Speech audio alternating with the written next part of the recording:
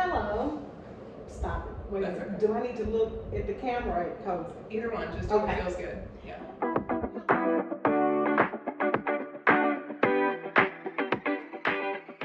Hello, my name is Marshelle Owens, and I'm the case manager for the Works Incorporated. This month, the month of May, we celebrate Mental Health Awareness. Mental Health Awareness Month started back in May of 1949 by an organization named Mental Health America. Today we're having a discussion about mental health awareness and the signs of mental illness with Coasy Hale, who is a licensed master's social worker who works for Restore Core. Coasy is here to answer a few of the questions we need to know about mental health awareness and the signs of mental health illness, particularly in the Black and brown communities in the Memphis area that we serve, in the areas that we serve in Memphis. Welcome to our platform today, Coasy. Tell us a little bit about yourself and the organization that you work for. So again, my name is Coasy Hale. As you stated, I am a licensed master's level social worker, which means that I have a MSW, so I have a graduate degree in social work, and I also am working towards my clinical licensure, which would eventually be that I'll be a licensed clinical social worker. I have been working in the Memphis community for well over 20-ish years. I don't want to tell how old I am. You're not that old. And with social services, human services, and the current organization that I primarily work for, my full-time employment is Restore Core, which is a counter human trafficking organization. Mm-hmm. So we work with individuals who have experienced both sex and labor trafficking in the West Tennessee area. I serve there as the executive director of operations, where I've been for the last 5 years, as well as I do some contract individual therapy for an organization called Appleseed. Wow, that is a lot. Very impressive. Thank you. So tell us about your first experience with behavioral health. Man, when I think about behavioral health, right out fresh, a social worker coming out of undergraduate school at the University of Memphis, I received my bachelor's degree in social work, back in 2001, I believe. Mm-hmm. And my first employment, my first salary, like my big job, was to work for what is not even a thing anymore, but it was called Midtown Mental Health Center here in the Memphis community. And I was hired as a child and youth case manager. Okay. And so going into that environment, I knew that I did want to work with young people because I had some experience as I was a student working with youth. And going into that environment, I probably had well over 100 kids on my caseload walking into that environment. And all of those young people were diagnosed with some form of mental illness, so from attention deficit hyperactivity disorder or oppositional defiance, some dealing with depression. And so my job, as their case manager was really to walk alongside them, but also to kind of help in the school setting, help in the home setting, if they needed that support and assistance as well, and to figure out, were there things that I could support them or support the family with, so that they could stay in school and get what they needed. Wow, that's quite a lot started right off the bat. Mm-hmm. Wow. Yeah. So So tell me this, why do you think the conversations like this are just so difficult to have, especially particularly in the underserved communities here in Memphis? Yeah, so even going back, 20 something years ago, from being that first, like, naive social worker who wanted to save the world back then, right? Walking into that mental health center and working with a caseload of children and youth that I was assigned to, what I quickly learned about my caseload was that many of the parents that I had for those youth, they didn't really understand, mental health a lot. And although their, children may have been diagnosed with something, they didn't really, like understand what all that meant, and so sometimes in, communities like in Memphis, we have very high poverty rates. We have a high population, a majority population of, African American people here in the Memphis community as well. And so in underserved communities, sometimes there's just a lack of education, right? And I mentioned to you, like, man, I don't want to say how old I am, but even as a young girl, like growing up in my family or being around other people, like, we didn't talk about mental health. That wasn't something that was just, it wasn't really, as we would talk about just going to the doctor to get your annual checkup.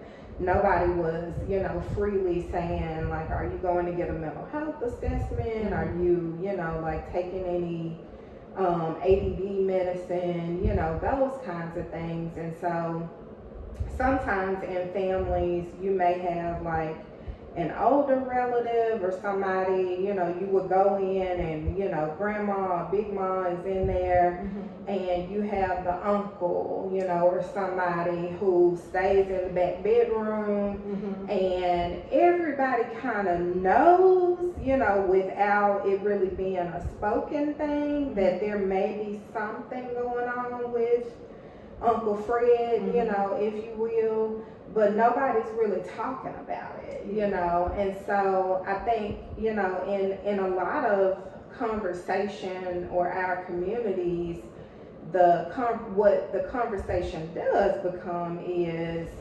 crazy, or if that uncle or that relative or whoever else, or they had a nervous breakdown, kind of thing, is kind of what we would hear.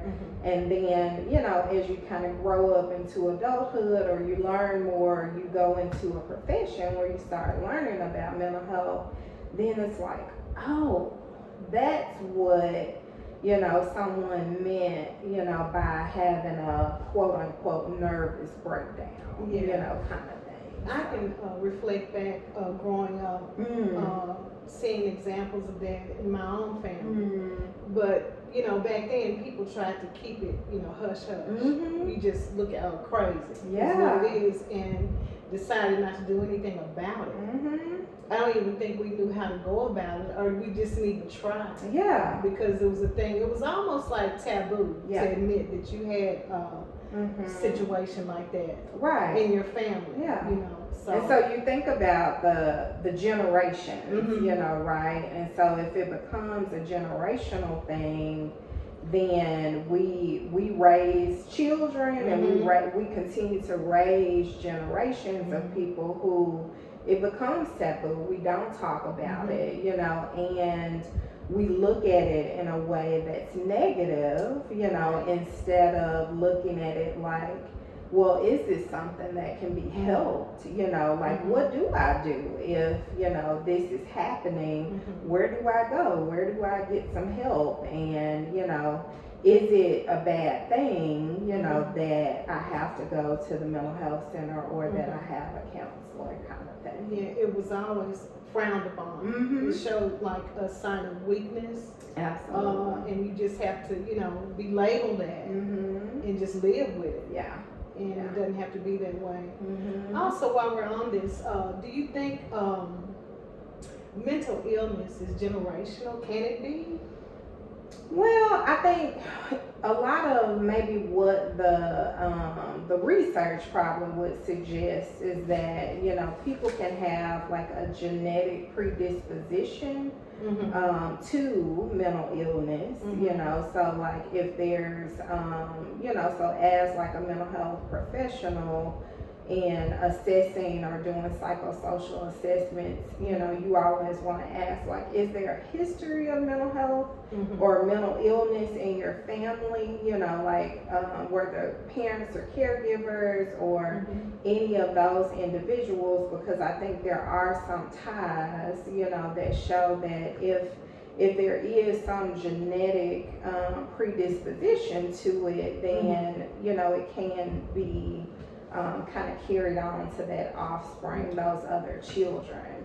And so some things, like if you think about a community like Memphis, and so growing up as a minority, growing up in an area where there's a lot of crime, there's a lot of trauma, there are a lot of things that can then trigger, that genetic predisposition, then, it makes it where we really need to be very educated about mental health. I've experienced that through someone I was married to. His mother had a mental illness, but he also had the characteristics of the same thing that I saw in her. Yeah. But he denied it, of course. But I saw, I said, well, maybe this, it just came to mind that maybe this is something that he inherited from her. Yeah, for sure. Yeah. So sometimes.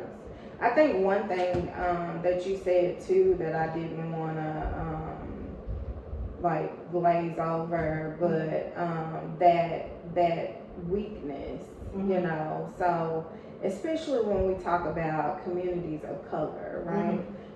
So black and brown people, like we're born into the world, and there oftentimes are so many systemic things, that are already going on that are we're up against, and so weakness is not a thing, that we ever want to be associated with, right. And so that with the mental health, like diagnoses, kind of running from it, or those parents that I was saying back at the mental health center, just kind of being, like on one end, like, yes, I took my kid because that's what the school said, I had to do, in order for my kid to not get suspended or, be kicked out of school, but there was somewhat of a denial, of that diagnosis and the need to really work with that, young person towards getting them better. Well, why do you think that our communities, like in our culture, the African American culture, why do you think that we're so reluctant to seek the help? I think we kind of talked about it, but and I think what you say about generational, right? So some things that have just historically, happened to communities of color, namely African American communities. Sometimes there's been a lack of trust, in medical systems and, mental health systems. You think back to, like the Tuskegee experiment happened, and we know all of the individuals who were involved, in that, who were denied, treatment and or given, medication that was going to kind of cause harm. And so I think there's an underpinning, as well of some lack of trust in sometimes in our medical, systems that generations, has been birthed throughout our community as well. Okay, yeah, okay. Wow. Let's see. Do you see it changing? Do you think, far as now, with all the information that's available, everything that's out there, for people who are suffering with mental health illness, do you think that more people are starting to wake up and take advantage of what's out there? I would say some. I think there has been some incremental change, over the last, say 20 years about mental health. But I still feel like we have a lot of more work to do. I think, one thing, as well that we can't deny is that we have, like, we're in Memphis, Tennessee, we're in the Bible Belt, and so we have a lot of individuals who their belief system may be, well, God is gonna heal me, and this is how I'm gonna approach, like this thing. And so I have seen over the probably last 5 to 10 years, like a lot of therapists have, you'll see the t-shirts that say God and therapy, and those kinds of things, because, when you think about mental health, like we really want to think of it in a whole body, kind of way, like mental health is health. It's a part of our whole selves, it's our mental, it's our emotional, our psychological. And so there is nothing wrong, with attending to that piece of health. It's just like if you have a stomach issue, or you've hurt your knee and you need to go to the ortho doctor, or you got to go to the gastro doctor, or you got to go to your therapist or to your psychiatrist. It's holistic health, that you take care of when you see about your mental health. Well, you're exactly right. Holistically, I mean, everything needs to be covered. Absolutely. So yeah. Yeah. Well, we sure do appreciate you, Ms. Hale, and thank you for sharing your time and educating us on the things that are so detrimental to us to improve. Absolutely. And this is just like the beginning of many series. Hopefully we can sit down and talk about to get as much information as we can out there. So we can connect and have that well-being that everyone deserves. So yeah, so thanks again, and hope to see you real soon. Yeah, thank you.